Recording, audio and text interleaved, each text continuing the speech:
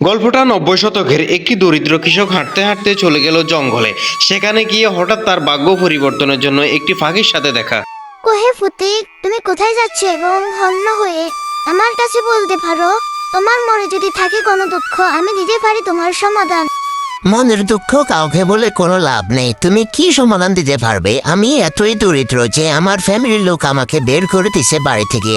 তাহলে চলো আমার সাথে, তোমাকে আমি এক জায়গায় নিয়ে যাবো, দেখে তুমি অবাক হয়ে যাবে সেখানে। এরপর দুজন হাঁটতে থাকলো। হাঁটতে হাঁটতে তারা মাঠের পর মাঠ পেরিয়ে চলে গেল অজানায় একটি গ্রামে। গিয়ে তাদের ওহে ফটিক, তুমি আমার বন্ধুর সাথে কথা বলে তোমার সমস্যাগুলো সমাধান করে নাও।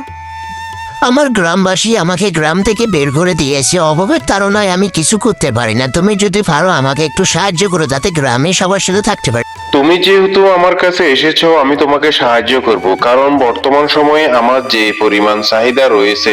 তুমি আমার থেকে কিছুটা তেল নিয়ে যাও, তাহলে তুমি জীবনে বাঁচার মতো বাঁচতে পারবে, গ্রামবাসী তোমাকে সম্মান করবে। এই সময়ে আমার পাওয়ার তোমরা বিশ্বাসই করতে পারবে না, জাদুকারী পাওয়ার আছে আমার।